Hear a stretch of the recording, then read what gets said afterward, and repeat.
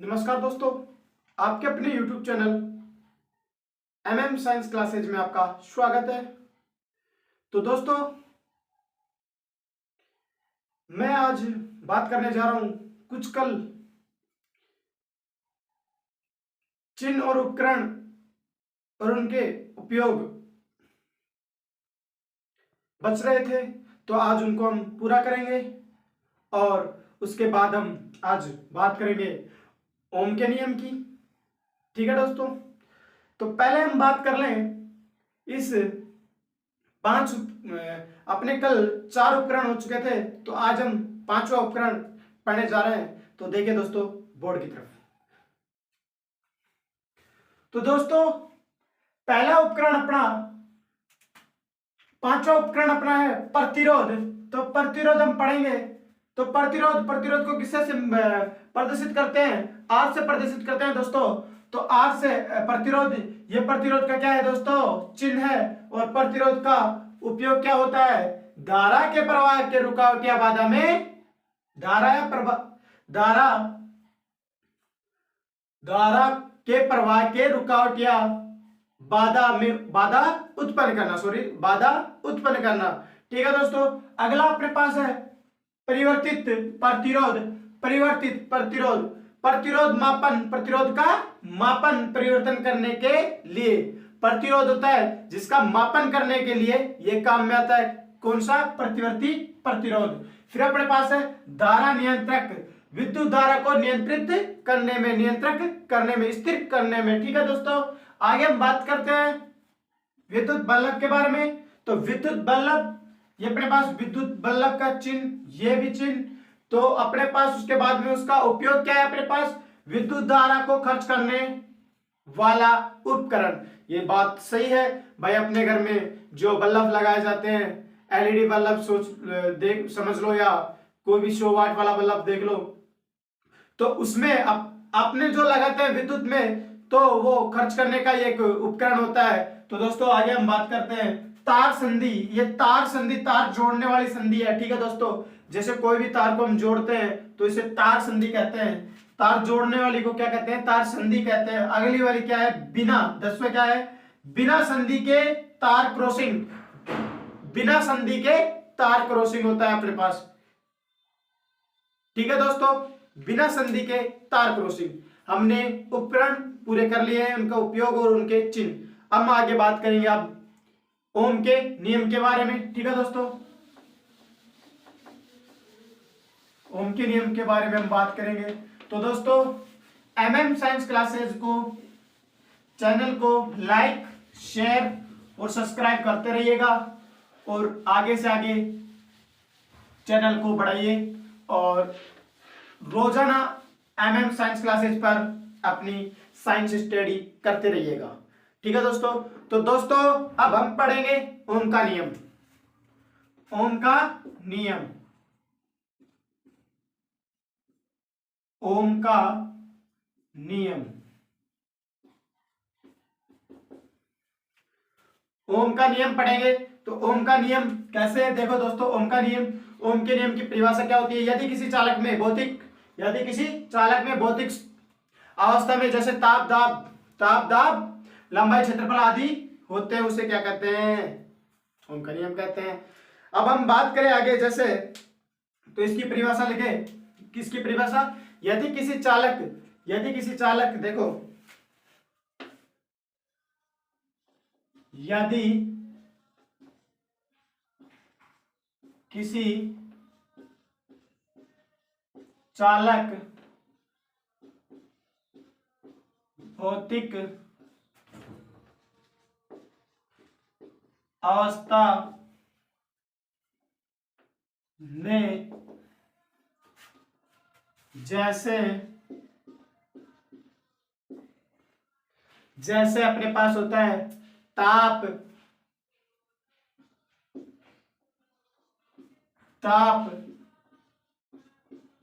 दाब लंबाई और अपने पास हो क्षेत्रफल। ताप दाब लंबाई क्षेत्रफल आदि स्थिर रहते उसे आदि स्थिर आदि आदि स्थिर आदि स्थिति आदि स्थारित आदि स्थारित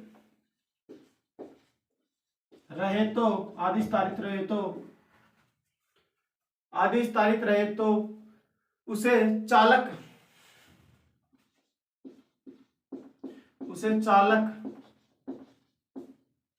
उसे चालक सिरों पर उत्पन्न विभवांतर चालक सिरों पर उत्पन्न विभवांतर चालक सिरों पर उत्पन्न विभवांतर चालक सिरों पर उत्पन्न विभवांतर उष्मा प्रवाहित विद्युत उष्मा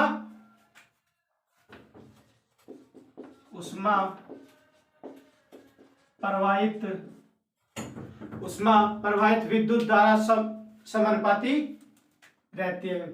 प्रवाहित विद्युत धारा समानुपाती होता है। प्रवाहित विद्युत धारा समानुपाती होता है।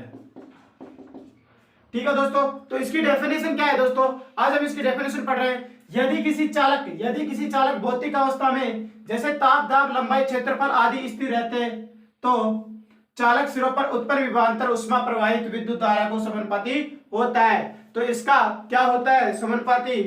तो देखो V समानुपाती I, विभवांतर समानुपाती विद्युत धारा, I का मतलब विद्युत धारा। तो अपने पास क्या होगा? V बराबर R I। भाई इसमें प्रतिरोध भी होता है ना, तो इसका पहला समीकरण क्या बनता है? देखो पहला समीकरण ये बनता है। आप देखो इसमें ये एक चित्र होता है, देखो इसको समझेगा।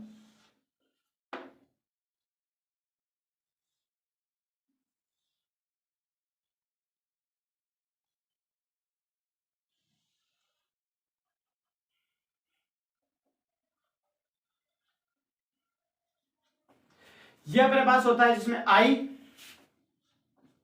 यहां लगा होता है और V इस साइड में होता है। ठीक है दोस्तों, यह R एक नियंत्रित है जैसा चालक का प्रतिरोध कहते हैं। R एक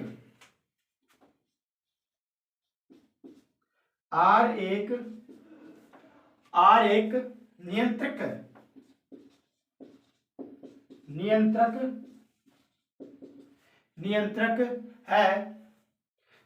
है जिसे चालक का प्रतिरोध कहते हैं, जिसे चालक का प्रतिरोध कहते हैं। ठीक है दोस्तों, तो इसे चालक का प्रतिरोध कहते हैं। किसे कहते हैं चालक का प्रतिरोध? R एक नियंत्रक है तो इसे क्या कहते हैं? चालक का प्रतिरोध कहते हैं। अब दोस्तों हम पढ़ेंगे इसको ओम के नियम का प्रायोगिक सत्यापन। भाई पूरा पढ़ेंगे ओम का नियम तो ही हम आगे बढ़ सकेंगे। ओम का नियम साइंस में यही ध्यान रखता और यही फिजिक्स में होता है, तो ओम का नियम हमें जरूरी होता है पढ़ने के लिए। ठीक है दोस्तों, तो ओम के नियम का सत्यापन पढ़ेंगे हम। ओम के नियम का सत्यापन दोस्तों आपको ये तो समझ में आ गया होगा। तो आगे मैं यही बताना चाहूंगा कि आपको जहां पर भी ना समझ में आए वहीं का ही आप स्क्रीनशॉट लेकर आप मेरे पास जरूर कमेंट में बताएं कि सर यह हमारे समझ में नहीं आ रहा है।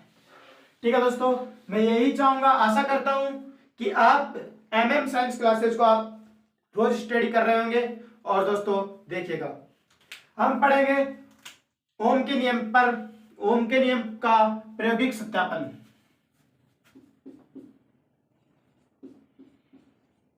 ओम के नियम का प्रायोगिक सत्यापन। प्रायोगिक सत्यापन।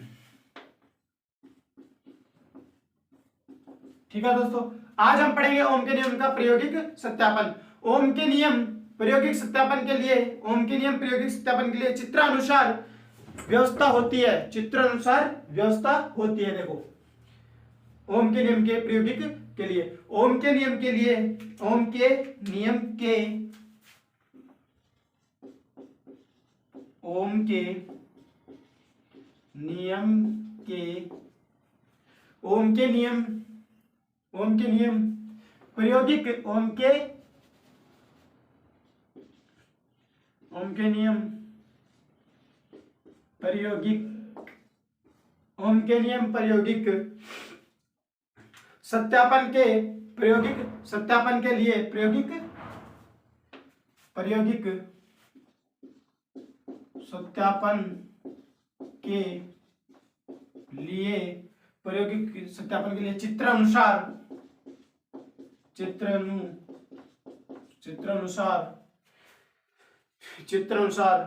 व्यवस्था होती है।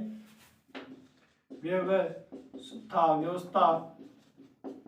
होती है।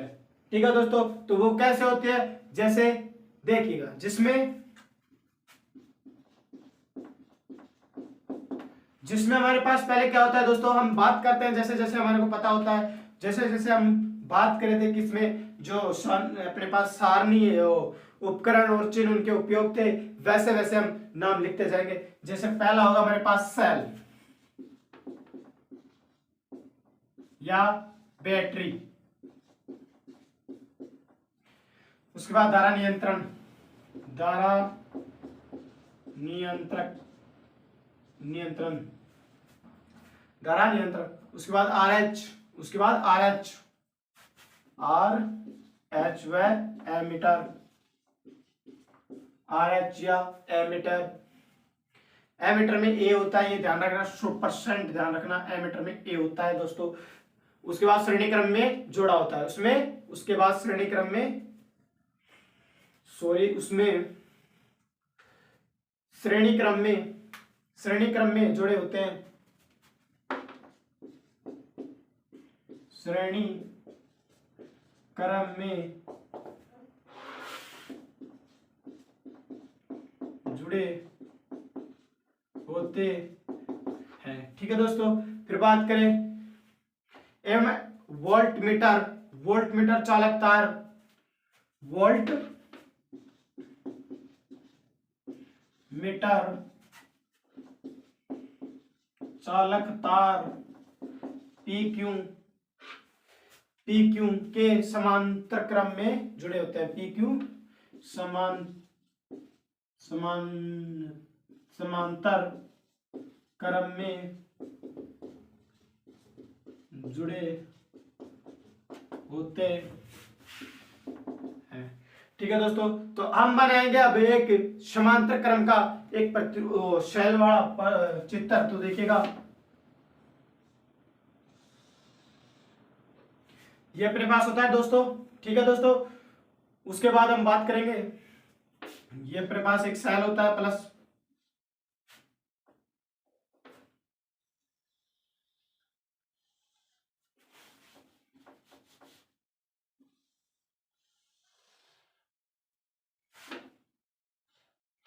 ये हमारे पास 100% होता है। यहां लगी हुई है कुंजी, जैसे ये लो जी कुंजी लगी हुई है। ठीक है दोस्तों,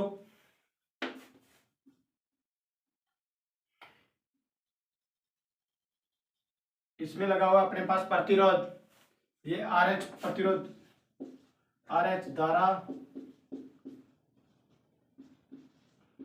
नियंत्रक, ये धारा नियंत्रक है। ये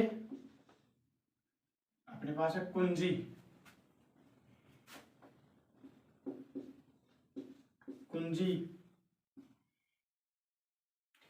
ये कुंजी है, ध्यान रखना, ये सेल। ठीक है, ठीक है क्या, और यहां लगा हुआ है अपने पास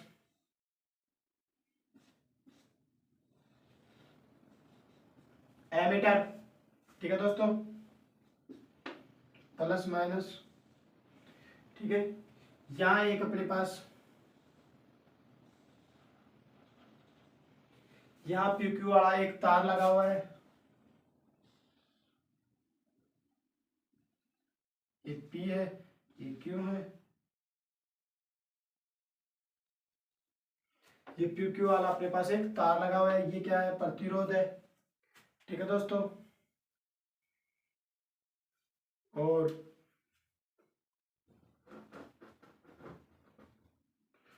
ये प्रतिरोध, और ये इसमें एक जोड़ दिया गया, एक इसमें जोड़ दिया जाता है दोस्तों, ये लो जी, इसमें जोड़ दिया गया एक V plus minus volt meter.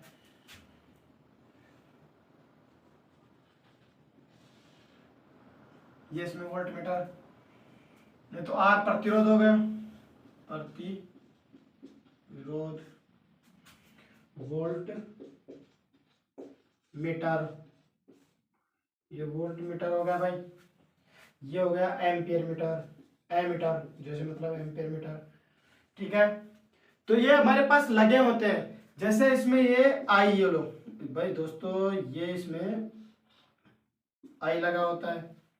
आई मतलब धारा, तो धारा किधर जाती है, इधर से बैटरी की तरफ से इधर की ओर जाती है। ठीक है दोस्तों, तो आज हम पढ़े हैं दो चीज, ओम का नियम और ओम के नियम का प्रायोगिक सत्यापन। तो दोस्तों आपको समझ में आ गया होगा, मैं बता भी देता हूं फिर। ओम के नियम के प्रायोगिक सत्यापन के लिए चित्र अनुसार व्यवस्था होती है, जैसे कि सेल बैटरी, धारा नियंत्रक RH, एमीटर A और श्रेणी क्रम में जुड़े होते हैं, और वोल्ट मीटर चालक तार PQR एक समांतर क्रम में, ये किस में है, समांतर में, और ये किस में है, श्रेणी में। ये तो क्या है, समांतर क्रम, ये क्या है, श्रेणी क्रम में। ठीक है दोस्तों, तो ये हमारे पास क्या हो गया, सेल, और सेल के साथ में एक और क्या होता है, बी बैटरी भी होती है। ठीक है दोस्तों, तो दोस्तों आज हमने बात की है ओम के नियम की और एक ओम के नियम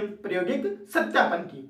तो ठीक है दोस्तों, लाइक और शेयर और सब्सक्राइब जरूर कीजिएगा, जरूर कीजिएगा, और MM साइंस क्लासेज को आगे से आगे बढ़ाते रहिएगा, और MM साइंस क्लासेज पर रोज आप रोजाना स्टडी करते रहिएगा। Thank you. और दोस्तों मैं ये बताना चाहूंगा कि आप सभी को कुछ ही पलों में रीट पटवार, जो भी NTPC और इन सभी के लिए कंपटीशन साइंस भी इसी चैनल MM साइंस क्लासेस पर डाली जाएगी, और उस पर भी स्टडी करते रहिएगा। और कुछ क्वेश्चंस भी इस पर भी हम ये बात करते हैं कि हर मंगलवार को इस पर हम जितना भी पढ़ा देंगे उतने पर हम क्वेश्चंस पूछेंगे और क्वेश्चंस इस पर बनाएंगे। लेकिन हम दोस्तों अभी कुछ भी नहीं कर सकते। और नमस्कार दोस्तों, ठीक है, थैंक यू, धन्यवाद।